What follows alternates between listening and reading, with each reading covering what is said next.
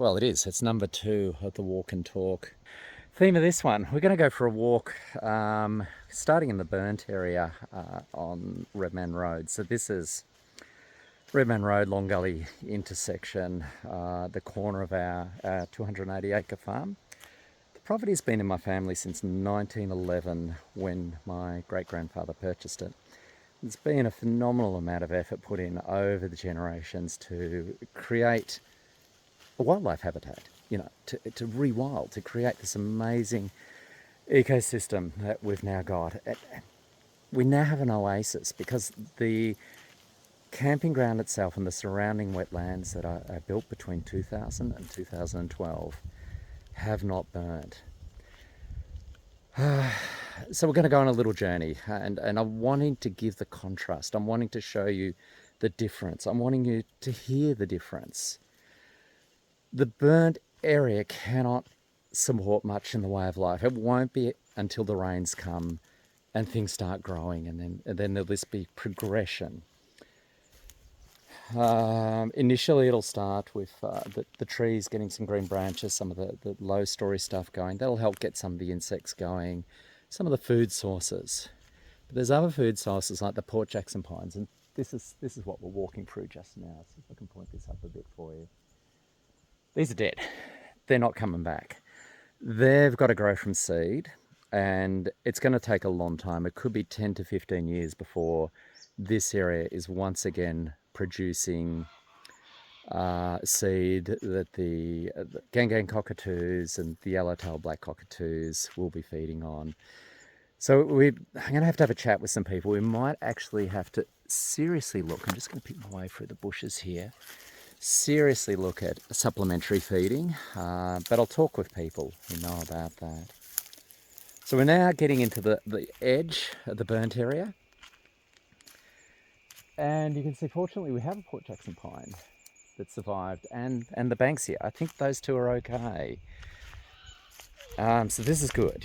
These are little tiny wins, and as we go deeper into the camping ground, it's bigger wins. It's still incredibly beautiful. We've still got a lot of habitat in there, and you will get to hear the change in sounds. So it's beautiful. It's harsh, but it's beautiful. In a moment, actually, let's just do a spin around. So behind me now is our neighbour's property, and Redman Bluff and Mount William hiding behind the trees. So this is the corner of where the fire got to. Very soon as I walk along, we'll be up to the point where we were pouring the water on and protecting. The air feels different, it's cooler. Wood ducks in front of me. They've just flown back off into what we call Valley Lake. So that's one of our little wetland ponds. It's full of water ribbons and other wetland herbs and sedges, looking absolutely beautiful. And just about walking past some of the black wattles on this side. Again, food for the possums, food for insects, seeds for different creatures. And progressing into the shade of the old scentbarks, Eucalyptus aromafolia. Oh, there's the magpie up there. So immediately we're walking into the unburnt area, the camping ground area, the oasis. I'm seeing creatures, and it's middle of the day. It's the time when they're usually pretty quiet. So happy these trees haven't burnt. There's hollows in them. They're old. These are going to be really, really important. I'll do a bit of a bend around. We're up to the corner of the camping ground at the moment. This is a bit of a drier corner. There's still some beautiful vegetation here. The cypress exocarpus, cherry ballard behind me. Black wattles, flowering gums. I can feel the coolness coming into here. There's there's water, we're in the unburnt area. This is an area that we defended pretty heavily. As we walk down, you'll see the hoses are still out. We're getting ready for this Saturday. We'll be pouring a lot more water on again. I'll interrupt myself again. We've got thornbills calling at the moment. Just listening. I'm just enjoying listening to nature, being alive, being safe.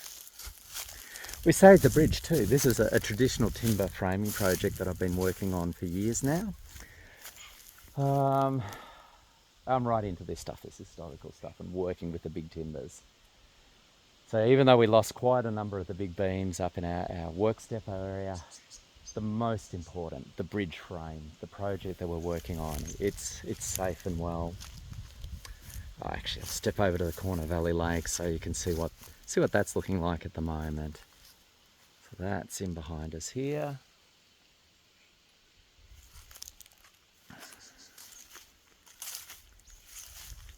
Just love the sound of the camping ground, the wind in the trees, the birds. Blue wren I'm seeing over there. We have an oasis, you know. I mean, the wildlife is going to be a little bit richer than normal because we're going to have the wildlife refugees and the bird refugees coming in from the surrounding area. It's already happening. We've got swamp wallabies that I don't recognise. The rainbow lorikeets were in. They were feeding on our fruit trees. They were desperate for some food because their normal path through the landscape they take, the normal, the moving from one spot to next, that's all disrupted now. We've had the yellowtail black cockatoos coming in and sussing out what's ready and available. Yeah, I think the seeds are a bit early still for them. Hello guys. It's the long-billed corellas that are overhead there. They're watching me very closely. They're getting a little bit used to having the place to themselves. Oh, thank you. One of them just gave me a calling card. Got me on the hat. Oh dear. Oh, hey Kengies. You can stay there. Hey. That's 1, 2, 3, 4, 5, 6 of the smaller ones. 2 big males. They're watching closely. I can spin around and show you, but it's on the wide angle, so you're barely going to see them. And I really don't want to disturb them at the moment. They're happy and they're looking a little bit edgy, like they might need to go. It's okay, guys. It's all right.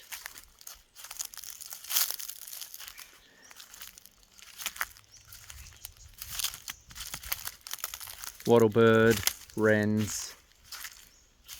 Pretty sure I heard the thornbills. There's one of the wattlebirds just moving there.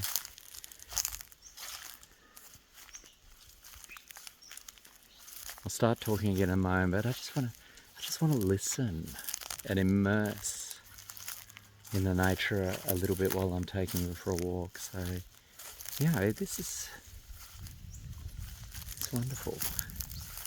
We're so happy, we're so proud that we've been able to defend this area, this 10 acres of rewilded landscape. You know, these trees aren't natural, they're planted by our family. They've been here for a long time. The wetlands are built. Most of them are being made. So this is really, I don't know, it's really cool stuff. I love living amongst all the wildlife. I love having this environment. I love that we can share it with people. I love that it's so beautiful in its own right that we do get people come and stay that don't even worry about going out in the Grampians National Park. The Grampians National Park is amazing. You've got to see it. But, you know, if it remains closed for a long period of time, just being here is something amazing. And if you do come and stay in the coming months, in the coming year, we're going to appreciate so much because we have lost our busy time and we have lost a lot of income. And we really want to share this with you, to have you come back and stay and to enjoy this paradise. Okay, I reckon that might do it for the moment.